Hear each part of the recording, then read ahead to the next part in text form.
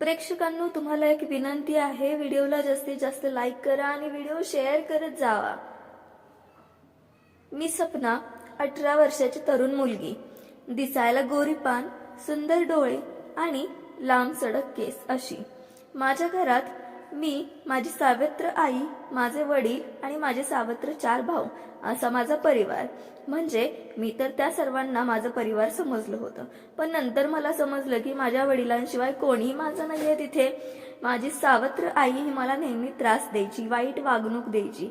ती स्वतःचं अतिशय खराब होती। माझ्या वडिलांना सुद्धा ती त्रास द्यायची, खोटं बोलायची। तिचे 4 मुले पण मला त्रास द्यायचे, वडिलांना त्रास द्यायची। त्यांनी ठरवलं होतं की आम्हाला घरात राहू द्यायचं नाही। सावत्र भाऊ तर मला खूप मारायचा, खूप बोलायचा, रोज मला ओरडायचा। हे वडिलांना आवडत नसायचं। मग वडिलांनी ठरवलं की माझं लग्न करायचं आणि त्यांनी लग्नासाठी स्थळ बघायला सुरुवात केलं। तेवढ्यात वडील खूप आजारी पडले, त्यांना डॉक्टरांनी घरात राहायला सांगितलं। तेव्हा सावत्र आईने माझ्यासाठी स्थळ बघायला सुरुवात केली आणि तिने माझ्यासाठी स्थळ बघितलं आणि लगेच माझं लग्न देखील लावून टाकलं। वडिलांना त्या गोष्टीचं काही सांगितलं नाही।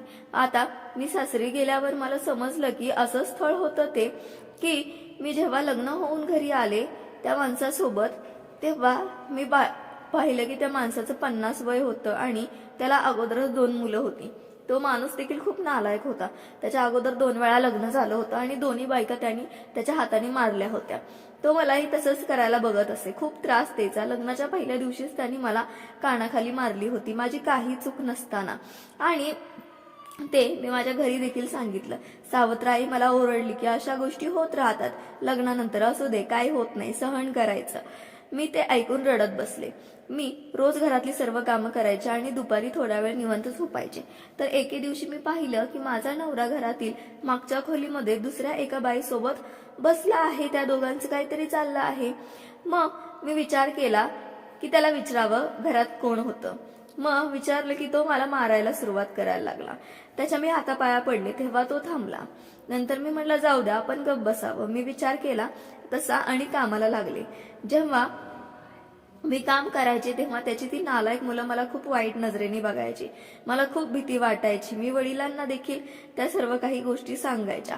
आता एक दिवस मी ठरवलं की नवऱ्यासोबत ती बाई कोण होती ती शोधून काढायची। मला ते बघून खूप वाईट वाटलं की नवऱ्यासोबत तर माझी सावत्र आईच होती, जी मला खूप मारायची आणि त्या दोघांनी मिळून माझा काटा काढायचा ठरवला होता।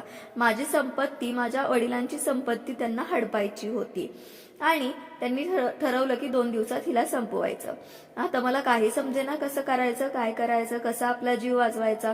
मग मी नवऱ्याच्या आवडीचं जेवण बनवलं आणि त्या जेवणात उंदीर मारायच्या औषधाच्या 4 बाटल्या मिक्स केल्या आणि नेहमीप्रमाणे मी नवऱ्याला जेवायला बोलवलं।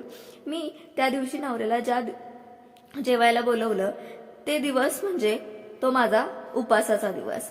नवरा जेवायला आला, त्यांनी 2 ताटात जेवण घेतलं आणि नेहमीप्रमाणे मागच्या घरात जेवण घेऊन गेला। माझ्या सावत्र आईने आणि नवऱ्याने बसून ते जेवणाचा खूप आनंद घेतला। मलाही पहिल्यांदा आनंद झाला की औषध घातलेलं जेवण माझ्या नवऱ्याने आनंदाने खाल्लं आणि त्या दोघांनी मला मारायचं ठरवलं होतं, पण त्या दोघांसोबत त्यांची 2 मुले पण मी संपवली आणि मला त्या गोष्टीचा आनंद आहे। त्यांनी माझा काटा काढायचा ठरवलं होतं, परंतु मी त्यांचा कार्यक्रम केला। त्यांना त्या कार्यक्रमाचा त्रास देखील झाला नाही। मी त्या दिवशी कायमची स्वतंत्र झाले। मी वडिलांकडे गेले, त्यांना घेऊन दुसऱ्या शहरात गेले। वडिलांची चांगल्या डॉक्टरकडे ट्रीटमेंट केली, ते आता चांगले आहेत आणि आता आम्ही दोघे खूप चांगले राहतो। मला आता सावत्र आईचा चेहरा देखील आठवत नाही, दुसऱ्या कुणाचा देखील चेहरा मला आता आठवत नाही। मला आठवतही नाही की माझं कधी लग्न झालं होतं। आम्ही दोघे आनंदाने राहतो, आनंदाने जीवन जगत आहोत आणि मला जे मी केलं त्या गोष्टीचं काही वाईट वाटत नाहीये, कारण आता वडील माझे खूप खुश आहेत आणि मी देखील खूप खुश आहे। प्रेक्षकांनो, आजची जी कथा होती ती एकदम छोटीशी होती, परंतु यातून देखील खूप काही घेण्यासारखं आहे की नातेसंबंध आपण कसे जपले पाहिजेत आणि नातेसंबंध आपण कसे टिकवले पाहिजेत।